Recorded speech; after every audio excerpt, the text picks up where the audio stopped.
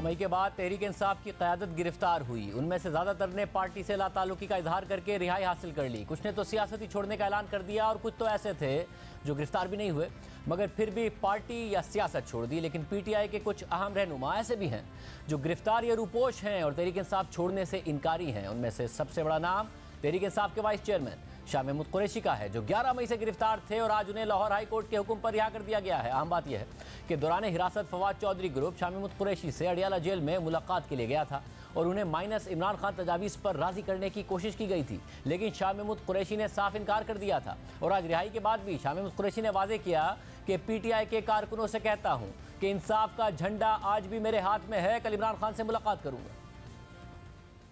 तहरीक इंसाफ के कारकुनान से ये कहना चाहता हूँ कि आज भी इंसाफ का झंडा मेरे हाथ में है और मैं उस तहरीक का हिस्सा हूँ जो एक खुददार, खुद मुख्तार और हकीकी तौर पर आज़ाद पाकिस्तान देखना चाहती है। इंशाअल्लाह मैं कल इमरान खान साहब की खिदमत में हाजिर होऊंगा और उनसे मुलाकात करूँगा। शाह महमूद कुरैशी तो अब तक अपने मौक़िफ़ पर डटे हुए हैं, इमरान खान के साथ खड़े हैं, लेकिन 9 मई के वाक़यात के बाद तहरीक इंसाफ के बहुत से अहम रहनुमा इमरान खान से अलग हो चुके हैं, पार्टी छोड़कर जा चुके हैं और आइंदा सियासत करने के लिए नई सियासी पनागाहें तलाश कर रहे हैं। तहरीक इंसाफ छोड़ने वाले अरकान के इस वक्त 4 ग्रुप मुतहर्रिक हैं। जहांगीर तरीन का अलग ग्रुप है, फवाद चौधरी का अलग ग्रुप है, हाशिम डोगर का अलग ग्रुप है। इसके अलावा पीपल्स पार्टी और काफ लीग में शमूलियत इख्तियार करने वालों का अलग ग्रुप मौजूद है। कहाँ ये सारा का सारा मामला जा रहा है, हमारे साथ सीनियर साफी तज़क्कार सलीम साफी साहब मौजूद। साफी साहब बहुत शुक्रिया। साफी साहब, जहांगीर तरीन साहब अब तक अपनी पार्टी नहीं अनाउंस कर पाए हैं, फवाद चौधरी साहब अपने ग्रुप के साथ मिलकर शाह महमूद कुरैशी साहब को नहीं कन्विंस कर पाए, आज शाह महमूद कुरैशी साहब रिहा हो गए, कल खान साहब से मुलाकात का कह रहे हैं। आपको लग रहा है कि कहीं ना कहीं तहरीक इंसाफ इस सारे के सारे मामले में सर्वाइव करती नजर आ रही है? जो रहनुमा 2-2 दिन, 1 हफ्ता, 1.5 हफ्ते की गिरफ्तारियों के बाद छोड़ गए, वो शायद पछताएं आगे जाके।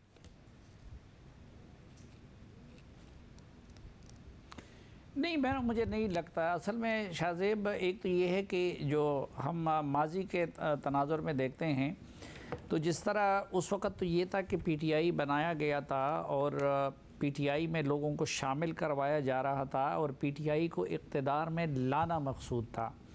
अब के बार मामला ये है कि हमारी इस्टेब्लिशमेंट शवाहिद भी रखती है और इस बात पे यकीन भी रखती है कि 9 मई को जो कुछ हुआ वो उसके असल मास्टरमाइंड पीटीआई की क़यादत थी और वो एक बैरूनी प्लानिंग थी और जिसका असल मकसद मुल्क को अनारकी की तरफ ले जाना और फ़ौज के अंदर म्यूटिनी की साजिश करना था।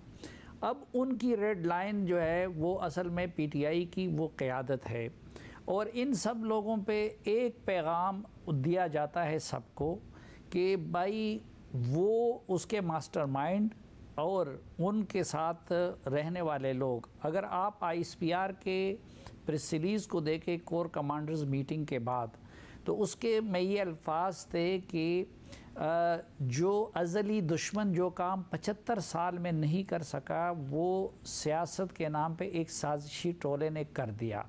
तो उनके सामने लाइन यही है कि उन लोगों के करीब जाना किसी सूरत गवारा नहीं किया जाएगा और इसके अलावा बाकी उनको आज़ाद छोड़ा गया है कि भाई कोई जहांगीर तरीन के साथ जाता है, कोई अपना अलग ग्रुप बनाता है, कोई पीपल्स पार्टी में जाता है, कोई नून लीग में जाता है, कोई किसी भी पार्टी में जाता है, तो उनके साथ कोई उन पे जबर नहीं किया जाएगा। माजी में तो इसके लिए जबर किया जा रहा था ना कि आपने पीटीआई में आना है। अब के बार ये है कि जो 9 मई से मुताल्लिक़ा लोग हैं और सिक्योरिटी फोर्सेस को डिस्क्रेडिट करने की कोशिश करने वाले लोग हैं, वो नाकाबिल बर्दाश्त थे और उनका साथ नाकाबिल बर्दाश्त है। इसके अलावा आप जो भी अपने लिए रास्ता मुंतखब करें तो इसमें इनको आज़ाद छोड़ा गया है। मगर साफी साहब, अब ये नज़र नहीं आ रहा है कि जहांगीर तरीन साहब का जो ग्रुप है वो अभी तक, वो खबरें आती रहती है वो पार्टी अनाउंस करेंगे मगर नहीं कर पाए हैं, कि वहाँ पर भी इस वक्त ये खदशा है कि जहांगीर तरीन साहब के नाम पर तो हमें वोट मिलेगा नहीं और जो पीटीआई का वोट होगा वो उल्टा मुखालिफ होगा, नून लीग का वोट भी नहीं पड़ेगा। तो किसी भी तरीके से ग्रुप की सूरत में या तो नून लीग मान जाए, नून लीग भी नहीं मानने को तैयार, वो कहने कि जी हमारा पिछले जुलाई में तजर्बा अच्छा नहीं था, इक्का दुक्का लोग तो ले लें, एक ग्रुप के तौर पर आप हम किसी को नहीं ले सकते हैं। तो इस वक्त रास्ता उन्हें भी नहीं मिल रहा है कि जाना कहाँ है मुख्तलिफ ग्रुप्स को।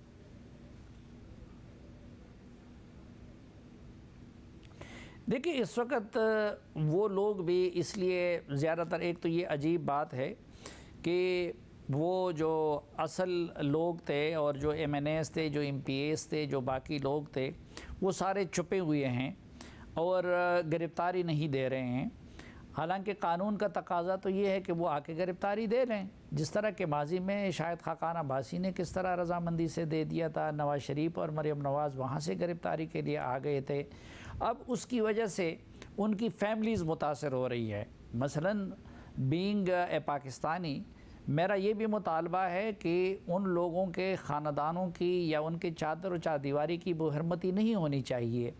लेकिन इन लोगों को भी तो एक तो कानून का तकाजा भी है कि आपका अगर वारंट है तो आप आके गिरफ़्तारी दे दें, और दूसरा गैरत का भी तकाजा है कि भाई आप लोग तो बहुत बड़ी कुर्बानियों की बात करते थे, तो आप जेलों से आप क्यों डरते हैं या गिरफ़्तारी से क्यों डरते हैं? हालांकि दूसरे तीसरे दिन आपको अदालत से रिहाई भी मिल सकती है और ज़मानत भी मिल सकता है। अब जो ये वाला मामला है कि किसके नाम पे वोट मिलेगा और किसके नाम पे वोट नहीं मिलेगा, तो मैंने आपके पिछले प्रोग्राम में भी कहा था कि ये बात बिल्कुल दीवार पे लिखी हुई नज़र आ रही है कि इलेक्शन से कबल इमरान खान साहब वो डिस्क्वालीफाई हो चुके होंगे और किसी न किसी केस में, यानी इतने केसेस है, आखिर किस किस केस में वो बचेंगे। फिर बाज़ केसेस बिल्कुल ओपन एंड शट केसेस है, जिस तरह ये वाला है और जिस तरह पार्टी फंडिंग केस है या बाकी केसेस है। अब उनको तो अदलिया के अंदर कुछ सहूलतकारों की वजह से बचाया जा रहा है और आम वर्कर का उस तरह पूछने वाला नहीं है। तो मैं नहीं समझता कि इलेक्शन के वक्त ये पोजीशन होगी कि जब वो ख़ुद मैदान में नहीं होंगे, रेस में नहीं होंगे, तो फिर उनके नाम पे वोट लेने और न लेने का सवाल ही कैंडिडेट को या वोटर को दरपेश नहीं हो।